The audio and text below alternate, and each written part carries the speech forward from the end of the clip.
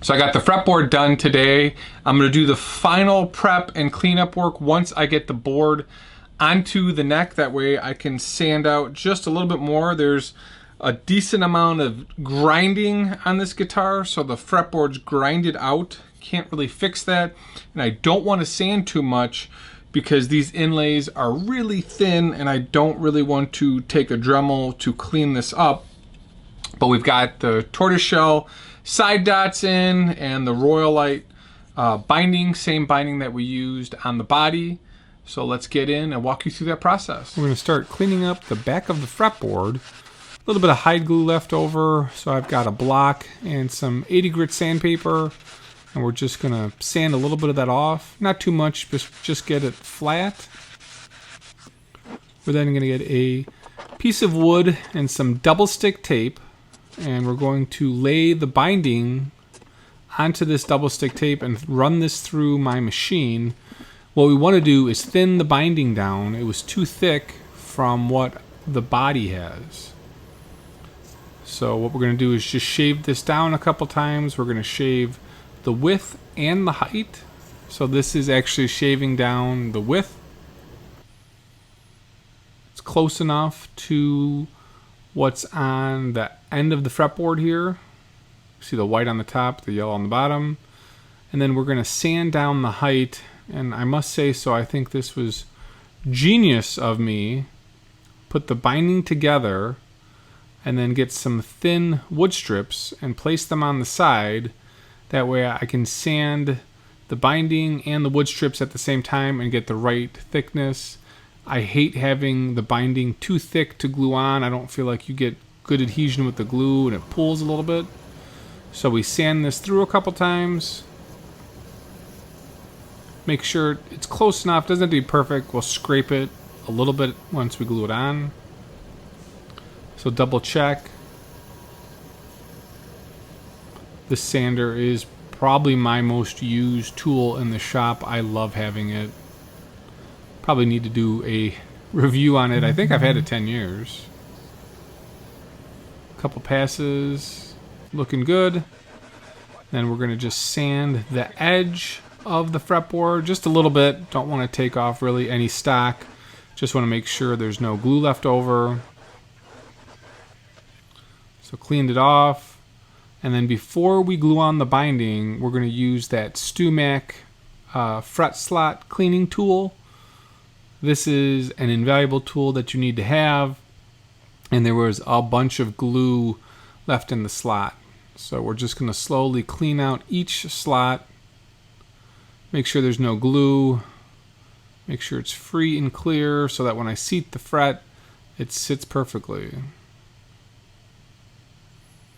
Just a slow process to clean this out.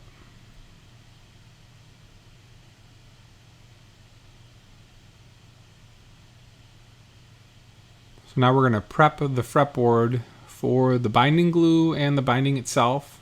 I'm going to use that StewMac paper-based tape, which is awesome. And I've said this to you guys before. I do not like using the naphtha method or the acetone method where you drip it in and let the binding sort of melt into the wood. I don't like that at all. I like using glue. Glue is better than the acetone. You get a much better adhesion. At least that's my personal opinion. So as I'm gluing the binding on, I want to make sure that it's flat onto the piece of wood and that it's not sticking off too much. So we set up the binding to do that. He does not want the nibs on this, and we're using sort of medium-ish frets, so doesn't really need the nibs. So we'll glue this, make sure that it's sitting right, add a little bit more tape, and push that down.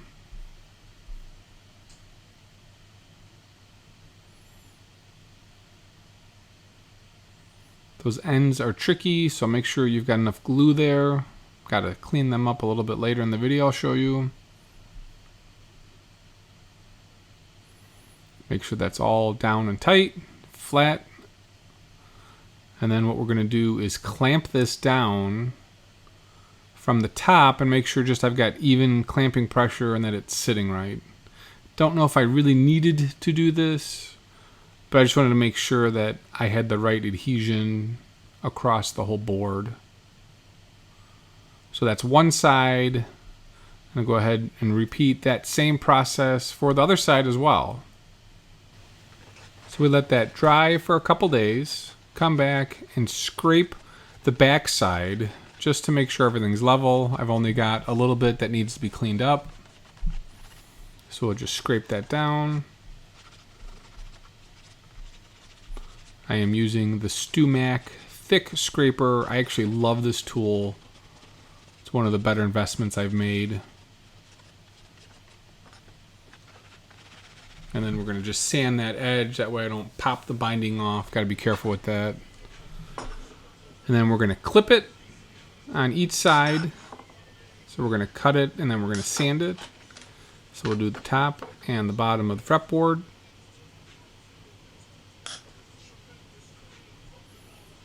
Easy peasy. Then we're going to get a sanding block and we're going to hold the top of the fretboard and just sand it so that it's smooth and flat. If you do not hold the top of the fretboard as you're doing this, you're just going to pop off the binding. I don't know really any other way to do this. So we'll just sand it so that's flat. And we're looking pretty good. Sand just the edge, make sure that I've got nothing popping out. Now once it's all dry, we're just going to scrape a little bit. So the binding was just a little bit tall, which is the way I left it. We'll come back with that thick scraper again and just pull this down and pull it off before I begin to just sort of level the fretboard slightly. Again, we'll do this on each side.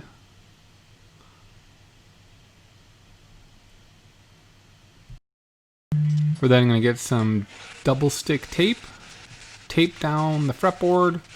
And I've got some 80 grit sandpaper on here with a 12-inch radius board. And we're just going to clean this off so slightly. There's a little bit of binding, glue, and mess still on the board. We want to make sure that that's level. Like I said earlier in the video, you do not want to over sand. The inlays are very thin and the inlays are delicate. So I just want to get it cleaned up, I guess is the best way to describe it. You can still see the gouges. What I'll do is I'll come back with 320 once I get this on the neck and on the board. I'm not going to fret this until it's on, so that way the frets are level. And then as I was double checking the thickness of the binding, it was just a tad too thick.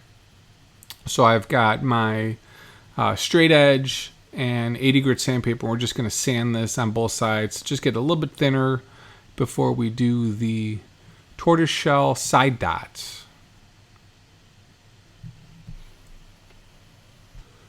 So then I bought a template to drill the end dots, the side dots. My CNC is not terribly accurate. It's off by about a 16th, maybe like a 32nd. And with doing this, I wanted to make sure that it was completely accurate, and you need essentially a laser to cut the plastic to do that. So I ordered this template from Potvin Guitars out of Canada. He's got a template he sells for $60, and it's got a 25.5, 27.75, and 24 and 0.625. And essentially I just duplicated this on another piece of plastic, so I wanted to save the template. He's got drilled out for 16th, and what I did is I converted it onto another piece of plastic, and then I slowly drilled it out 2 times to the 3/32 tortoiseshell side dots that I got. So we'll drill it once with the 16th and the template, then we enlarge it once with the next size, and then we enlarge it once more to the correct size. The one thing I really don't like about the tortoiseshell side dots from StewMac is that they're like a 16th thick, and sometimes that's sort of your standard error range, so you got to be dead on accurate with these. So we're then going to mark the notch for each fret from the template and make sure that it's all lined up perfectly. So we'll mark the nut, the 12th, and just sort of move it going back. I'm using, I can't remember what that marker tool's called, but I've got all different types of marking tools. We're just scratching the plastic here essentially. So then I'm going to make a jig for my drill press that holds that one side of the fretboard flat, and I can drill to the same consistent depth across the sides of the fret. So I've got a piece of oak that's been sanded flat on all four sides, and I've got some oak strips that are going to hold the fretboard in place. You can see I've got some clamps I'm also going to put on the side here as well. But I've built up a little bit of an edge, and then I use that oak stripping to hold it down, make sure it's flat on that edge, and then use 2 clamps, balance the weight, and then I realize I have to cut that template just slightly to get it to fit. We're going to use my double stick tape to then adhere my template to the fretboard and the piece of oak. I'm going to hold it at the same consistent level. And I will never use the super glue trick. I love my double stick tape. So sorry for seeing the back of my head here, but now you can see me line it up. So then we'll bring this over to my drill press, and I've got a 332 bit, and we're just going to take off about a 1/16 of the side of the fretboard, drill it down slowly. This bit is just ever so slightly thicker than the other 332 bit I had. So it's interesting, not everyone has the same tolerances, and this one is just slightly thicker. The end dots didn't fit in precisely with the other bit, so this one I'm using it just to enlarge it slightly. You can see I've got that balanced flat edge with the oak. I'll be using this moving forward. And then you can see how nice this is done on a consistent path across the fretboard. We're then going to use a little bit of glue boost, drop in a tad bit of super glue, and then put in the dots. These dots are so small and hard to play with that they were actually hard to get in. But that's it. The fretboard now is all set. Like I said, I'll fret it once it gets onto the guitar neck and the body. That way it's nice and level. And here's some pics of the board in its beauty. A little bit grinded out, you can see beautiful inlays. Thanks for watching, guys. We'll see you in the next video.